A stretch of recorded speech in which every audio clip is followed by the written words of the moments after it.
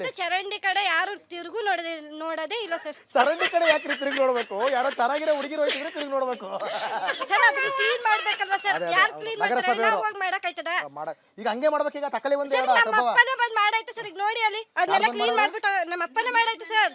ನಾವೇ ಮಾಡ್ತೀವಿ ದೊಣ್ಣೆನ ತಗೊಂಡು ನೋಡಿ ಅಲ್ಲಿ ಬೇಕಾರೆ ನಾವೇ ಕ್ಲೀನ್ ಮಾಡಿರೋದು ನಾವೇ ಮಾಡಿರೋದು. ಈಗ ಕಸದ ವ್ಯಾನ್ ಹೋಗ್ಲಿಲ್ಲ ಅಂತಂದ್ರೆ ಕಸ ತಂದು ಹಾಕ್ತಾರೆ. ನಾವು ಜನನ ಕೇಳಕ್ಕಾಯ್ತದ ಅಲ್ಲಿ ಕಸ ಹಾಕ್ಬೇಡಿ ಅಂತ? ವ್ಯಾನ್ ಬರ್ಸಮೇಲೆ ನಗರಸಭೆಯವ್ರು ಬರ್ತಾರಲ್ಲ ಅವಾಗ ತಗೊಳ್ಳೋರ್ನ 100 ರೂಪಾಯಿ ಅಂತ ಕೊಟ್ಟು ಕೆಲಸ ಮಾಡ್ಬಿಡಿ. ನಾನೇ ಕ್ಲೀನ್ ಮಾಡಿವಿ, ನೀವೇ ನಂಗೆ 200 ರೂಪಾಯಿ ಕೊಡಿ ಅಂತ ಅವ್ರ ತಲೆ ಕಿತ್ಕೊಳ್ಳಿ. ಸರ್ ಹಂಗಲ್ಲ. ಇಲ್ಲಿ ಕ್ಲೀನ್ ಮಾಡಕ್ ಬಂದವ್ರಿಗೆ ನಾವ್ ಹೇಳಿದ್ರೆ ನೀನ್ ಯಾರಮ್ಮ ಕೇಳಕ್ಕೆ? ನಾವ್ ಮಾಡ್ಕೊಂಡು ಹೋಗ್ತೀವಿ, ನೀವು ಕೇಳಲೇಬೇಡಿ.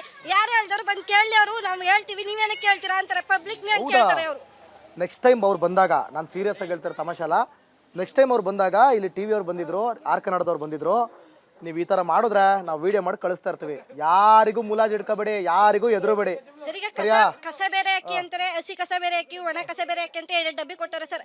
ಅದನ್ನ ಮನೇಲಿ ಪೂಜೆ ಮಾಡೋದ ಅಥವಾ ಕಸ ತುಂಬಿಡೋದು ಸರ್?